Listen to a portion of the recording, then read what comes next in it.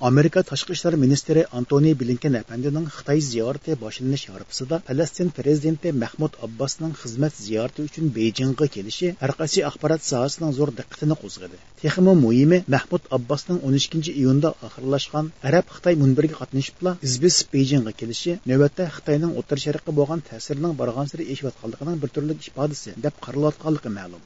Reuters agentligining 14-iyundagi xabarida aytilishicha, Falastin prezidenti Mahmud Abbas oldingi oyda Nyu-York shahrida chaqirilgan BDT yig'inida Amerika hukumatining amaldorlari bilan ayrim suhbatda bo'lishga tirishgan bo'lsa-mu, ularning bu orzusi amalga oshmagan. Shunga Mahmud Abbasning bu qatimki Xitoy ziyorati mohiyatda xalqaroga Xitoy bizning kuchli ittifoqdoshimiz va qo'llovchimiz degan uchurni yo'llashga barobar hisoblandi. Beijingda Mahmud Abbas Xitoy prezidenti Xi Jinping bilan maxsus suhbatda bo'lganda, Xi Jinping uning ziyoratiga nihoyat yuqori baho bergan hamda o'zlarining Falastin-Isroiliya to'qinishini tezroq oxirlashtirishda kelishtirguchi bo'lishni xohlaydiganligini, shundaqla Falastinning BDTga to'liq a'zo bo'lishiga kuch chiqaradiganligini bildirgan. Shuning bilan birga buning bu yil Xitoyga ziyoratga kelgan tunji arab davlatining rahbari ekanligini ta'kidlab, Xitoy bilan Falastin qadimnas do'stlardir. Biz o'zaro ishonch va hamkorlik asosida bu do'stligimizni texmi yuksak pallaga olib chiqamiz.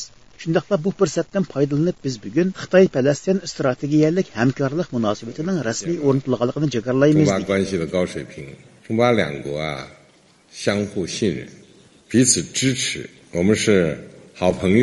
Falastin prezidenti Mahmud Abbas shu qatorda so'zilib, Xi Jinpingni va Xitoy hukumatini eng tatliq iboralar bilan madiylagan. Shundaqla Falastin har qachon Xitoyga ishonadi. Shuning bilan birga Xitoyni adolatni joriy qildirdi deb qaraydi. ilaykum fi bidayati ziyarati hadi ila baladikum as-sadiq mutamanniyan li faxamatikum at-tawfiq fi Falastin masalasi paydo bo'lgan zamonlardan tortib Xitoy hukumati izchil turda Falastinni qo'llayotgan bo'lib, bu hol yaqinqi mezgillarda Xitoyning O'rta Sharq rayoniga singib kirishiga ergishib kuchayishga yuzlangan. Bu vaqtda so'z bo'lganda Washington shahridagi qo'ltiq allari analizi siyosiy jo'grafiyalik xatar masalalariga maslahat berish shirkatining direktori Giorgio Cafiero radiomizning ziyoratini qabul qilganda Xitoy bilan Falastin o'rtasidagi munosabatning ko'p qirliq aloyidalikka ergishganligini alohida ta'kidlaydi.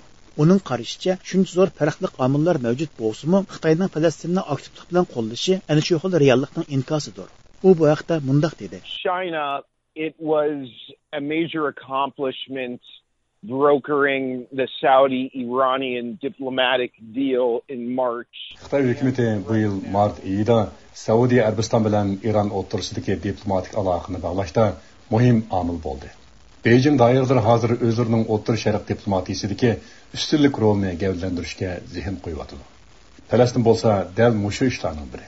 Amerika hukumatining O'rta Sharqdagi hokimlik nufuzi ojizlashishga ergishib, bu yangidan paydo bo'lgan bo'shliqni Xitoy hukumati to'ldirishga urinib kelyapti.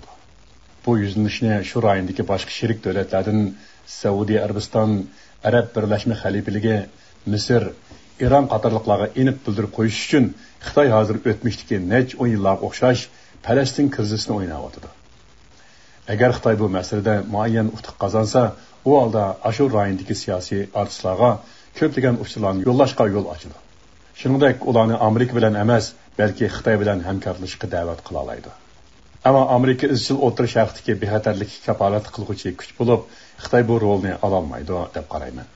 Ammo Amerika o'ynab kelayotgan mablag' selish, iqtisod, yumshoq kuch va diplomatiya qatorliq sohalardagi yetakchilik rolini qo'lga elilishi mumkin. China is challenging US dominance when we're talking about investment, economics, soft power and also diplomacy. Mahmud Abbasning Xitoy ziyorati mezgilida Xitoy Tashqi ishlar ministrligi Iran bilan Saudiya Arabiston o'rtasidagi tinchlik suhbati jarayonida Xitoyning qanday zo'r xizmatlarni ustiga olganligini tashviq qilgan.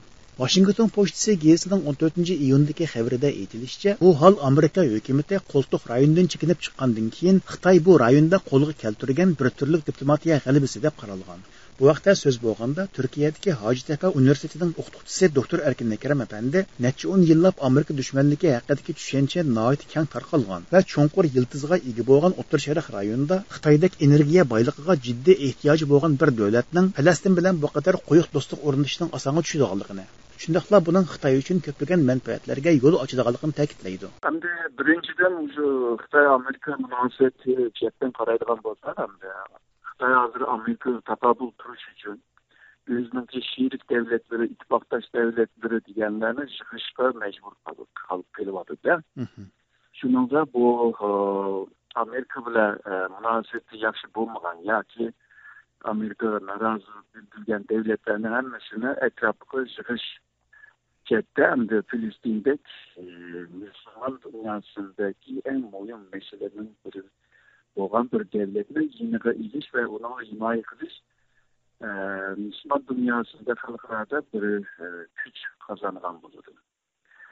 Hamda rayon xarakterini chetdan qaraydigan rayon meselesi qaraydigan bo'lsa hamda bu hozir yaqin zamanda shu o'tirish shaxsda o'zining nutqini ishlashga tirishyapti.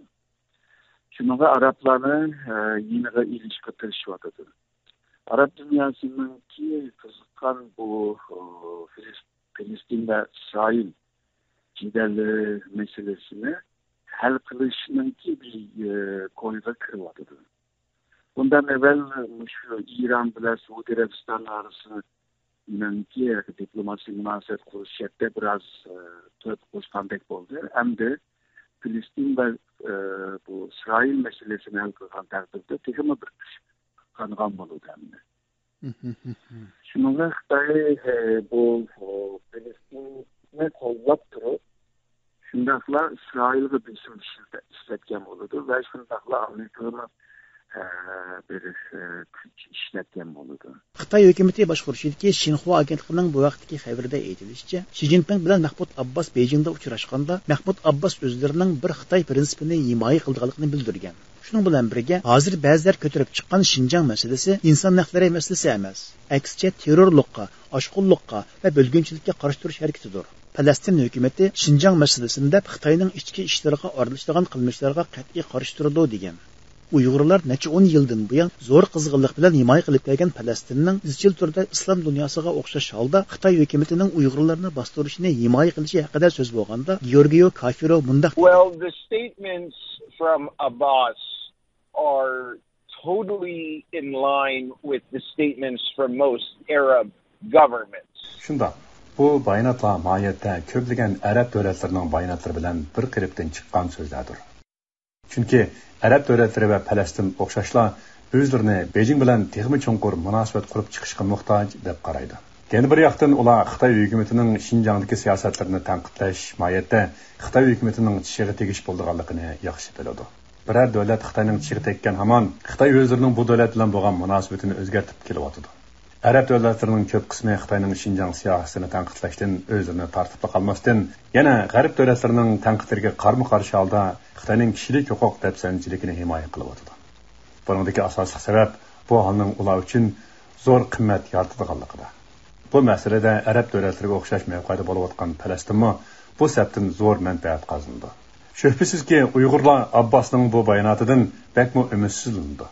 Ammo Falastin hukumati o'zlarini reallikni chiqish qilgan asosda tashqi kuchlar bilan aloqa qilyapmiz deb qaraydi. Shuni bilan bilib turib, to'lagan badal qatorida ko'rdi. From criticizing China's policies in Xinjiang, but they have chosen to defend China's human rights. Doktor Erkin Akramning qarashicha, navbatda Falastin davlati iqtisodiy jihatda ig'ir darajada Xitoyga beqinib qolgan. Bundaq ahvolda Falastin hukumati Falastin davlatining milliy manfaati Uyg'urlarni himoya qilishdan a'lo degan prinsip bo'yicha ish ko'rayotgan bo'lib, bu hol bundan keyin davom qilishi mumkin ekan. U bu vaqtda mundaq dedi: Yerda bo'layotgan masala shu milliy manfaat bu.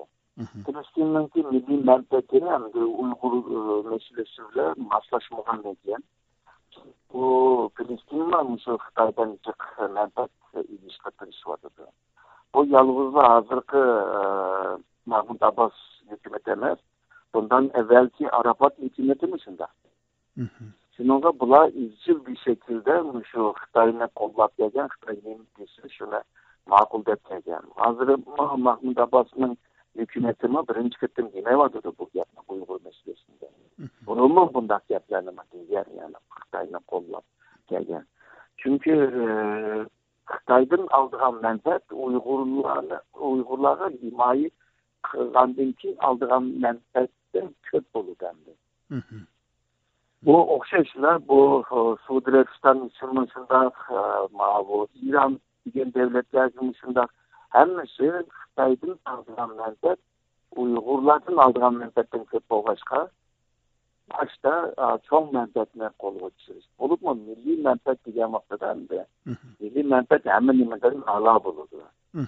Bunda bir paytda endi Uyg'urlar Müslüman bo'lsin, endi bu davlatlar uchun ikkinchi, uchinchi mesele bo'ladi bular. Yani birinci mesele Xitoy bilan munosabatni qanday kuchlantirish.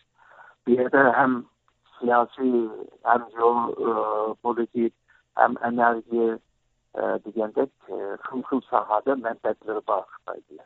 Ma'lum bo'lishicha, Xitoyning O'rta Sharqdagi bu xil o'z ta'sirini kengaytirish urinishi navbatda yuqori pallaga chiqayotgan bo'lib, bu hol ularning Amerika bilan put tepishishidagi yana bir vosita deb qaralayotganligi ma'lum.